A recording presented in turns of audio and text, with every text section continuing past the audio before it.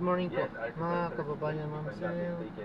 This is Jam, the Filipino channel. Ang inyong pong lingkod sa today is July 30, 2026. At tayo ngayon ay papunta dyan sa may privado hotel, sa may Show Boulevard, Kapitolyo, Pasig po yan. At dadalhin po natin sa may Ace Hotel and Suite, sa may United Street, corner ng Brixton Street, Kapitolyo, Pasig po yan.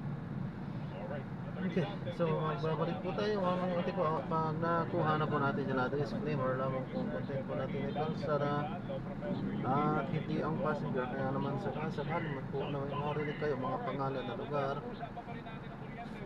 pangalan ng tao, pangalan ng organization sa government o private man yan, wala pong kinalaman ng channel na ito. At wala pong pinapatungkulan. Lahat po ng pinag-uusapan dito ay pang dito lamang po yan sa loob. At wala pong pinapatungkulan sa labas. Magbabalik po tayo mamaya konti po pang nakuha na po natin sila. Nuclear energy technology. Hindi malalaki. Oo, totoo yan. Pwede ko ilagay na lang sa iba't ibang mga bahagi ng Luzon. Ayun, Ano na lang mga kapuso, bibigay lang tayo sa ilang mga paalala sa ating pagbabalik ang bagong balita. And after that, syempre may makakausap po tayo, isa sa mga nagsusunog ng nuclear energy dito po sa ating bansa. Oras po natin, alas 8:26. Radyo na, kabana na fake news.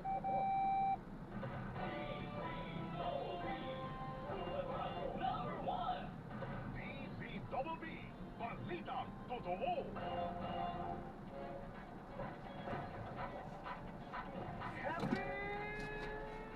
Playtime Entertainment is an entertainment platform bringing together media, sports, and digital content on the international stage.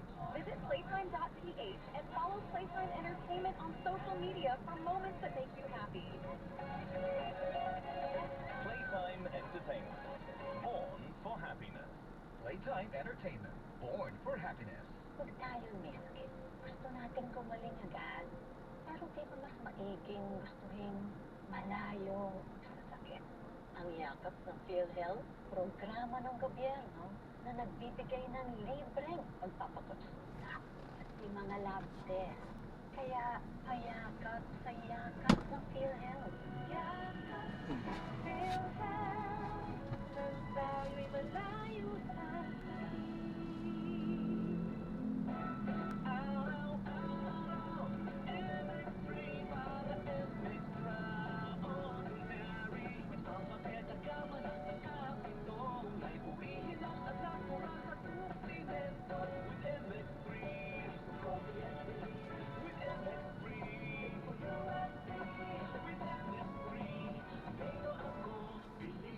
I am Venus Raw, a beauty queen, youth advocate, and a servant of God. Sa MX3, dito ako bilhin. Mahalagang paalala, ang MX3 capsule ay hindi gamot at hindi dapat gamitin ng gamot sa anumang uri ng sakit. Ang galing! Pangmatagalan! Harap tayo ng Everest Appliances. Babe, ano ever best decision mo in life? Siyempre, building a home with you. Everest Appliances. Health, wellness, energy saving. Everbest from Everest. Everest Appliances, bringing quality and wellness close to home. Health, wellness, and energy saving. Everbest from Everest. Pero, hindi kita awake na. Trust me, tulog mo sila. Trust? Big word. Pag mama ka, your maternal instincts always kick in.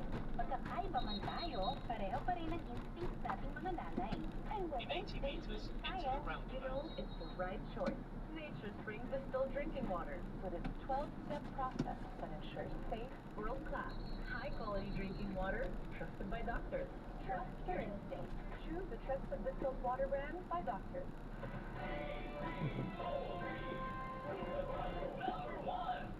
DZBB, Balitang Tama, Balitang Totoo.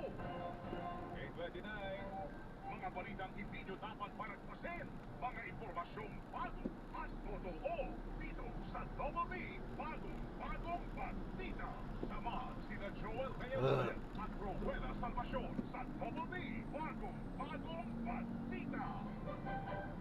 Huwebes po ngayon, ika-30 ng Hulyo, taong 2026.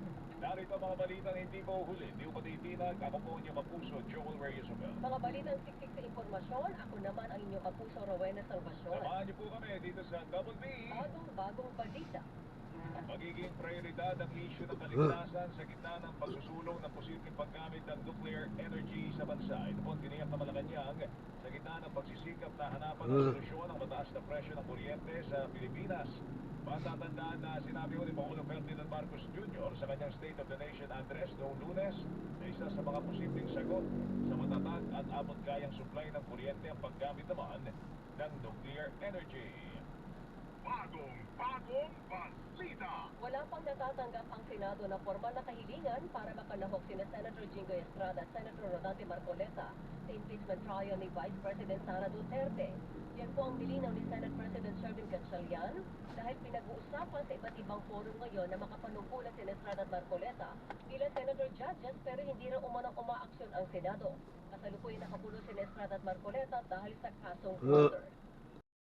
Drop na natin sila. So maraming salamat po sa panonood hanggang sa muli po. Ingat. God bless. Paalam po muna po sa mga tayo. Gagawa ng ibang video sa ating susunod na misyon. Paalam po muna po sa mga tayo. The Philippine Channel. Paalam po. Unang tonan, sinabi ngayon, the first time, talagang kumilos tayo sa bataan. Yung baka switch on na yan ngayon. Bakit hindi ba tayo kumikilos, Congressman? Tanong ko kay Coco Leticia ay lahat ng paraan ginawa ko sa agad, hindi naman sila nag-cooperate. Hindi sila nakikinig. Yung SWS survey ng acceptability ng nuclear, ng lipunan natin, inago nila sa akin ang may instant doon, right? Sinibuk ko pa yung SOI, executive order, para hakuha ko yung kopya ng chairman na po ako ng Commission Nuclear Energy sa Kamara. Tinatago po nila sa akin. Ngayon, may sulat ako galing kay Sharon Garin. Ayaw niya rin ipakita sa akin yung libreng sentence. Ayan, paalam po.